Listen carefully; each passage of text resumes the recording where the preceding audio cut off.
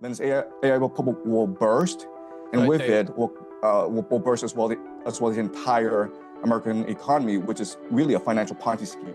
And the dumbest people will feel so smart for agreeing with this. Bro thinks he's cooking. So do like thousands of other people though. Is the saddest part of this. To the empty room, echoing empty room. No students, nothing. I want to introduce you guys to Professor Jiang. Okay, many of you may already know of him.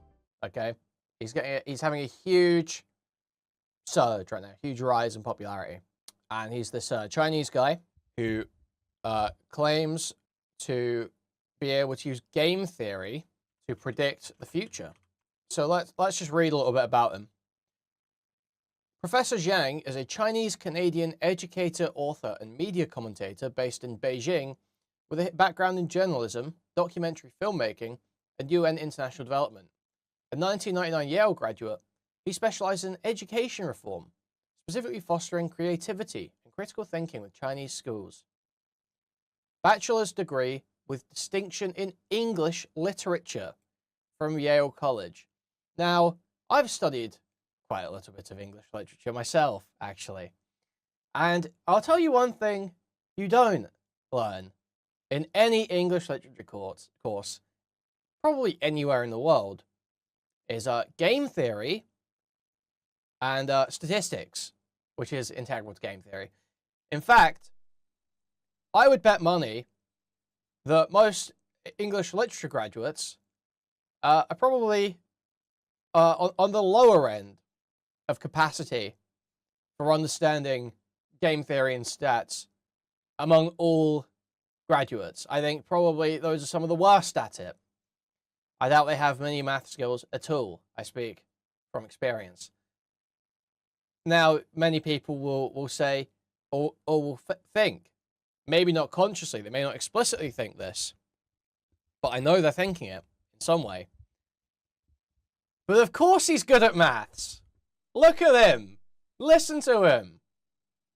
You don't think this guy can figure out maths, really? And no, I actually don't. Because at no point in any of his game theory is he actually talking about stats, and he fucks up basic things. So let's just take a look at some of the absolute hackery that's going on here. In other words, this is a war not just for Iran. This is a war not just for the Middle East. It is a war for the soul of humanity. World War III is... What can you even say? People take this guy seriously. I had a... I'll say it was an IRL, someone very close to me, say to me the other day, "Oh, have you seen this Professor Jiang guy? Have you seen this Professor Jiang guy? What'd you think of him?" And I was like, "You're kidding, right? You're joking?" They were like, "No, I've only seen a few shorts of him. I've seen a few shorts of him. I thought he seemed like he had some good analysis." Like, I just could not believe it. I was saying some crazy stuff about what should be done to this guy. And I just started ranting. I was just like ranting about, yeah, fuck this guy. And we're going to get into why. I'm basically going to just do a segment with my thoughts on this guy now. But yeah, you can see immediately, this is a battle for the soul of humanity. What are you on about, dude? What are you on about? How is this game theory? How is this predictive history, dude?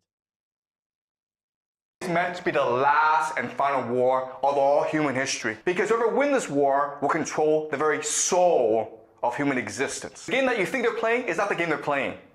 The reward that you think they want is not the reward that they want, okay? We think in terms of material things, okay? So money, so worthless, man. Resources, power.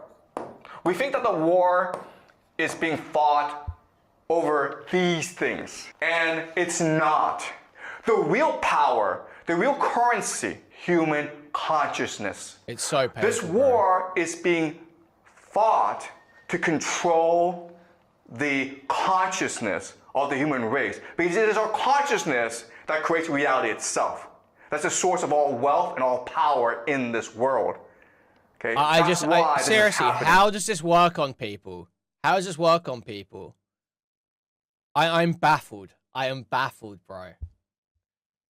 It's amazing. He just said nothing. There was no analysis given there. Let's see something else. See another short. You made 3 big predictions. 1, that Trump would win. 2, that he would start a war with Iran. And so yeah, this is the cope that people go with, okay? Oh, but his models already worked. He predicted that Trump would win and that Trump would go to war with Iran. So he predicted a 50-50 outcome. So already really not that good. You know, he beat the keys guy. He beat the keys, all right? He beat the keys. So you got to give him that. And then that Trump is going to do something that he's been signaling he would do for fucking years that is in Israel's interest when he does, like, everything that Israel wants anyway. Like, the idea that we're saying, oh, wow, I can't believe he predicted that Trump would win and Trump would go to war with Iran. His big predictions that make him reliable, that mean he's going to be able to predict the future. It's fucking absurd. It's so fucking absurd. And people actually say this. You will actually see people argue. But he predicted all of that. Did you predict that? Did you predict? Yes, basically, yes. Anyone with their head screwed on right predicted that Trump would win the election, aside from Russia, predicted that Trump would win the election, and probably could have predicted that Trump would start wars with, and then Iran would be at the top, pretty near the top of the list of countries he would start wars with, along with, you know, like, what else he signaled? What else? I think it's probably Iran's at the top. No, Iran may be at the top. You may have thought China. You may think China. That's probably unlikely to go into direct conflict with China. It's probably quite unlikely. I don't know what else there would. What other options there would be though. It would probably just be Iran. That would be the first bet. Maybe Mexico, Cuba, Venezuela. You could maybe those you could maybe say, but Iran's pretty close to the top of the list, if not at the top of the list. So yeah, they're really not big predictions here. Really not pushing the boat out on those. And 3, that the U.S. You made 3 big predictions. 1, that Trump would win. 2, that he would start a war with Iran.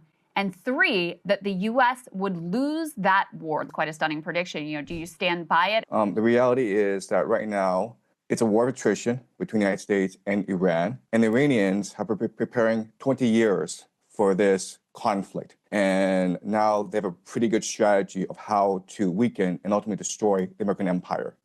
So what the Iranians are doing is they're waging war against the entire global economy. And so they are striking the GCC countries. They're going after the critical energy infrastructure. They blocked off the Strait of Hormuz. And eventually, they will go after the water desalination plants, which is the lifeblood of these nations because they don't have fresh water supply. The Iranians are actually threatening the very existence of Saudi Arabia, UAE, Qatar. And why this is important is that the Gulf states are really the linchpin of the American economy. So what they do is they sell petrodollars and then they recycle the petrodollars back into the American economy through the investments in the stock market. So this is literally immediately, you're like red flag, crazy alarms go off. The moment you hear petrodollar, it's like, it's almost instant disqualification. We know that the entire American economy is propped up by AI investments in data centers. And a lot of that comes from the Gulf states. So if the Gulf states are no longer able to sell oil and they're no longer able to finance AI, this AI bubble in the United States, then this AI bubble will burst, and with it will burst as well the entire American economy, which is really a financial Ponzi scheme. Yeah, I mean, to your point, sir, an Amazon data center was literally hit in the UAE. It's all just fake, guys. The whole American economy is just a Ponzi scheme. Dude, it's all just fake. Everything's fake. It's all fake. I see through it, man. I see through it. It's all just fake. I hate it, bro. It's so fucking vapid. And the dumbest people will feel so smart for agreeing with this. The dumbest, laziest goy cattle feel so smart because they just decide everything's fake. None of it matters, man. Everything's fake. It's truly one of the greatest pains in my life. It is like Gary's economics. We also wanted to talk to you about munition. The United States is racing to accomplish Iran mission before munitions run out. The United States military is not designed to fight a 21st century war. Remember, the military-industrial complex came to being after World War II, and it was designed to fight the Cold War. And the Cold War was really about Are you going to actually muscle refute the point if it's that dumb? There's nothing to refute. He just stated that the US's economy is a total Ponzi scheme and all fake. What do you even say to that? What do you even say to that? What is that? What refutation does that require? He made an absurd claim without substantiation, so it's being dismissed immediately. That's how that works. You fucking retard. What do you mean? Who was to first get the person on the moon. And so the entire American military strategy revolves around very sophisticated... Actually, you can just say shit, and it's on the other party to prove the negative. Do you have a fucking mental disability? Technology that costs a lot of money to the stupidest build. fucking response. And that's what the you were the dumbest American air motherfucker defense system is. And that's why we're seeing this asymmetry in this war, where you have these $1 million missiles trying to take out these $50,000 drones. And it's not sustainable in the long term.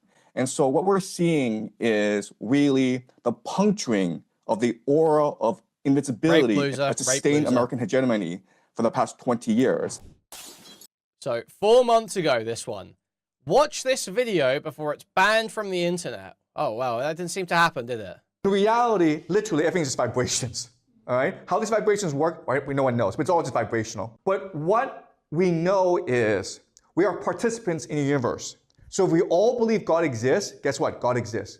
We all believe sin exists, sin exists, okay? That's why where's the this lie? war, it's not this? over resources. It's over perception. You understand? This is a war of perception. If I can get everyone in the world to believe that God is dead and Satan is a true God, I win. Okay? And how do I do that? Well, I can do that by shooting rockets up into space, by putting man on the moon and on Mars. Okay? Why? Because now I've destroyed the concept of heaven. Before, we've understood that the moon, the Mars were beyond us because they are heavenly, they're spiritual. But once I put man on... So what are you even... Dude, yeah, in some cultures, that was the case. But that's not really how Christianity or Islam or anything perceives of those planes, right? That's not how they conceive of those planes. They don't see it as like Earth, it's like materially stacked. If you go up into space, you must get to heaven. It's not how they see it. It's like planes of existence. It's just a fucking worthless analysis that literally does not even make any sense within itself. It's not even internally coherent. On the moon and on Mars and go beyond, I've proven heaven doesn't exist. I've destroyed God. All of science, you don't know this, but all of science, it's not about discovering reality. It's about reinventing reality in a way that serves power. That's what science really is. In reality, literally, everything is just vibrations. Oh my God. All right? How this... Oh my God. Brilliant stuff, man. No substantiation required, guys. He doesn't even need to explain that, because it's just true. These leaders you see, right? These leaders you see, they are puppets. Bro, he thinks he's cooking. So do, like, thousands of other people, though, is the saddest part of this. They are just the face. The real power are these secret societies that practice these rituals. Guys, it's the Frankists. It's the Frankists and the Jesuits. These are my 5 predictions for the world for the next 5, 10, 20 years. The first thing that's going to happen in the Western world is decline of democracy and freedom. Second thing is economic collapse. As people have less and less right to speak up, they feel less invested in the system, they're less willing to work. Therefore, you have economic collapse. People don't believe in the system anymore. Okay? The system is in crisis. This will lead to immigration. The government is like, you know what, if the people don't want to work, screw them, let's bring in immigrants. But the people are not going to sit back and take it, right? Dude, he's doing like the lecture, talking past the camera to the empty room, echoing empty room. No students, nothing. This leads to civil war. And the government is like, you know what? If we continue to let them fight, eventually they're going to come after us. So what we'll do is send them off to like these stupid, pointless wars overseas. So now you have stupid wars. stupid foreign wars. These are my 5 predictions. Wow, great stuff, man. That's exactly what's happening. Actually, just disregard any actual geopolitical analysis, guys. Don't think about like the balance of powers in the Middle East and how Israel wants dominance, wants essentially these countries to be failed states that can't ever organize, and can't develop nuclear weapon systems, and basically the complete suppression of those populations is beneficial to Israel and Israel's continued development. And the US likes that as well, because then they get to control more out there too, and they get to maintain places like the Strait of Hormuz. Obviously, is under threat right now. They want to make sure that's never the case. They want to always make sure they've got maximum economic control. You know, ignore all of that. Ignore all of that. It's not necessary. You don't need any of that, because that's just you see, it's Jesuits trying to kill your kids. Illuminati Jesuits trying to have your kids. So don't even bother thinking about any of that stuff. Just send me your money. Just send me your money. Just send me your money, because I'm not teaching anymore. So I need donos. I need donos and ad revenue For the world, the next. So I beat the fuck out of my kid.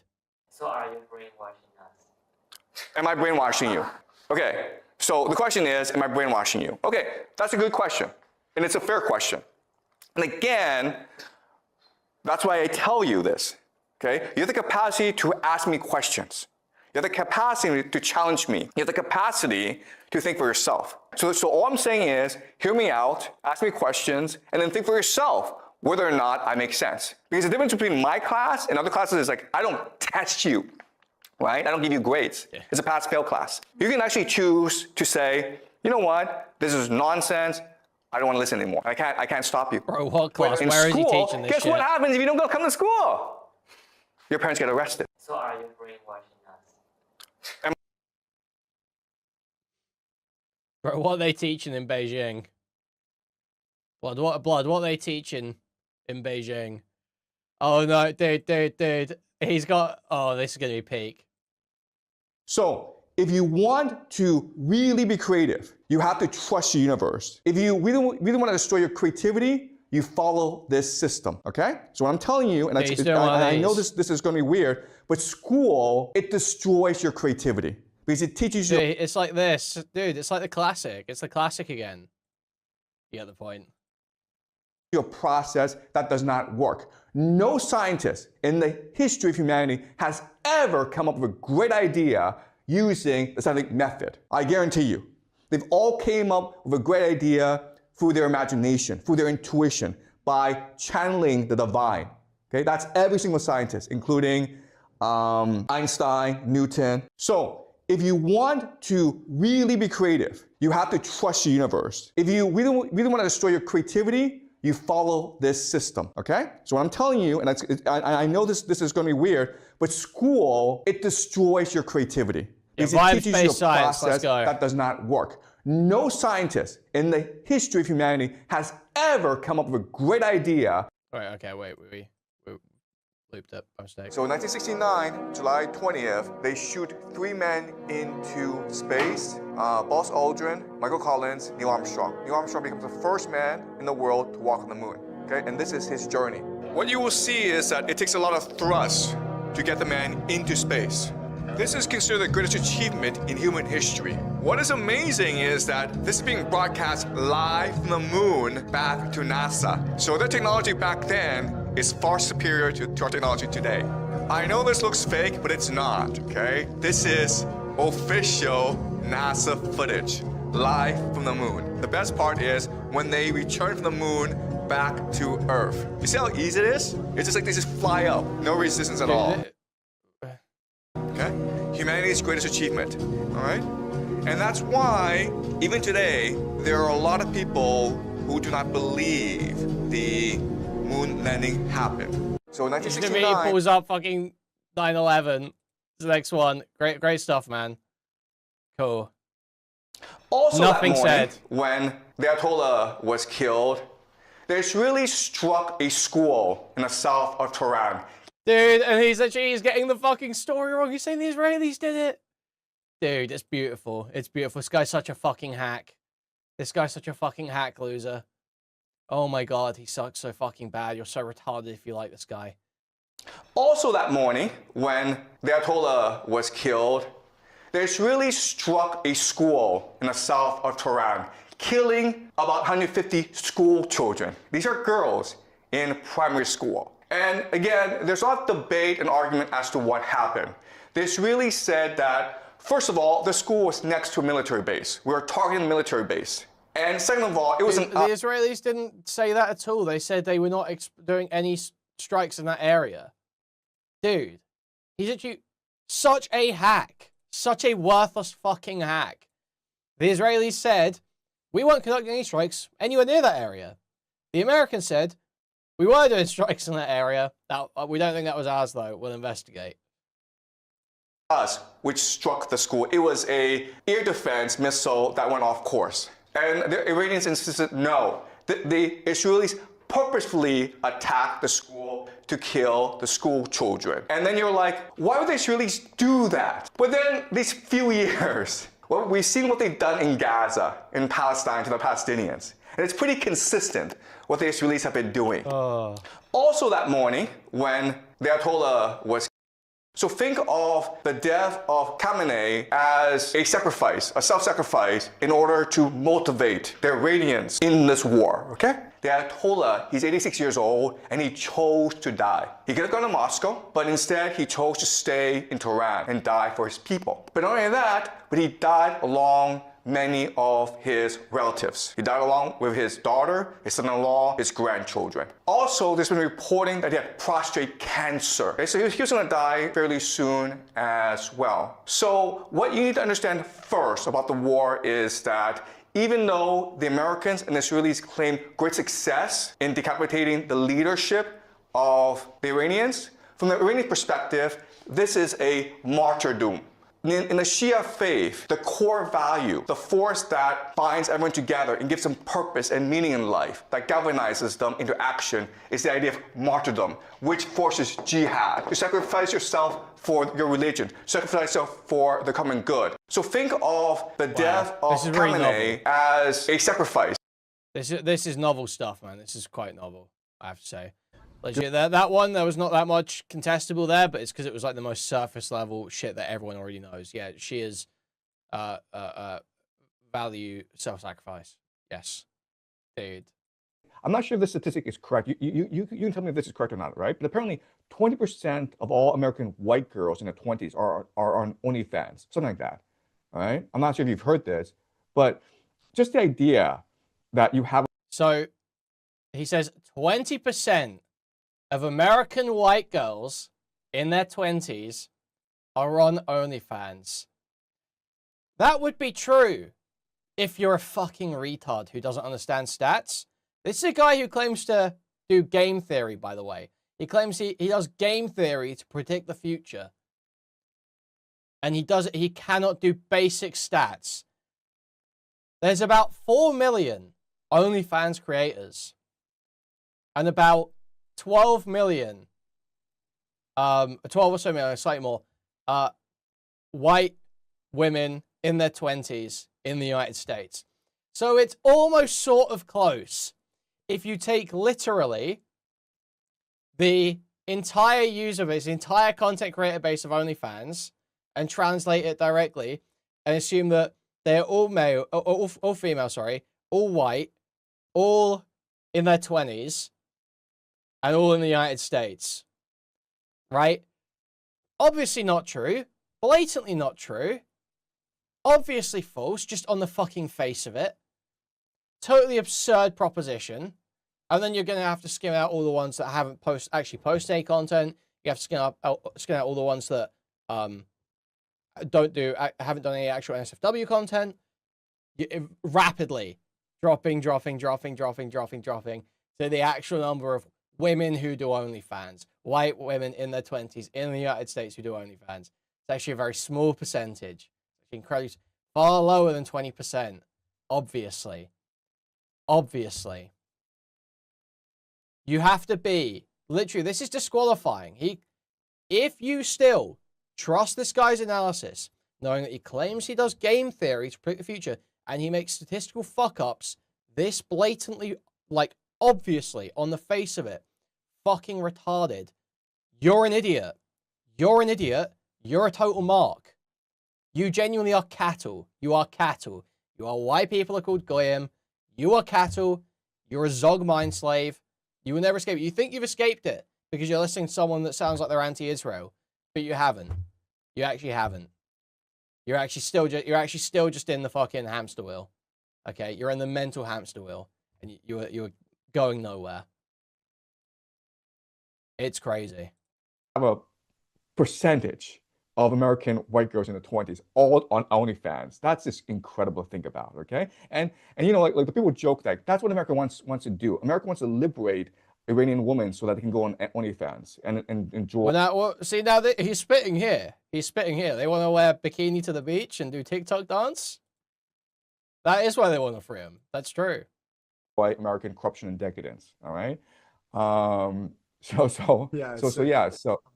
So this statistic says on Google that for women aged 18 to 24, roughly 14% are active on OnlyFans. So it's 18 to 24, right? Imagine it's probably 20%. So wait, where's the Sneeko getting that from now? 24, right? Imagine it's active on OnlyFans. So age 18.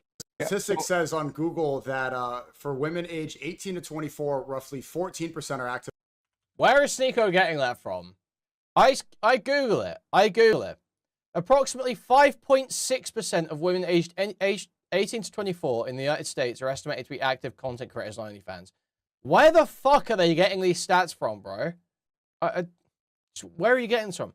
And yeah, if you broaden it out to 18 to 45, it's it's like 2%. So it's legit like 2%. It's like 2% of women do OnlyFans. It's like 2%. Now, if you're just looking at 18 to 24, sure, it's 5%. Active on OnlyFans. So it's 18 to 24, right? Imagine it's probably 20% or maybe 30% if you go up to 35, 40 years old. And the percentage of these women. How would that make it? See, look, and he's agreeing with this. This fucking retard is agreeing with this. It's one thing for Sneeko to say something dumb. For this guy just nod along when he's trying to be, like Professor Jiang, predictive history guy. The percentage would be lower as you broaden the age bracket. Because when you're looking at 18 to 24, 18 to 30, you're looking at the woman's prime years for doing that type of content. That's the years where she's going to be most valued by the market. So, obviously, if you broaden it out, the percentage is going to get lower because women have moved out of the prime age bracket and as such have stopped. Women that are white, it's about or are less likely to pick it up in the first place. So, and that's the narrative you're hearing from the Trump people. They're saying, oh, look, the libtards are getting owned. And they're posting images of Iranian girls stripping free of their niqab, their oppressive niqab, and now they're naked, which is so ridiculous because it's the conservative right saying the libtards are mad that women are on OnlyFans. Yeah. So again, OnlyFans, I think, is the best indicator of a society in decline, right? So the Roman Empire, when it declined, the main problem was that women refused to have children. And so everyone was freaking out, like, what can we do about it? Everything he says is just so retarded and ahistorical. It's genuinely fucking amazing. It's baffling. It's baffling. And people listen to it.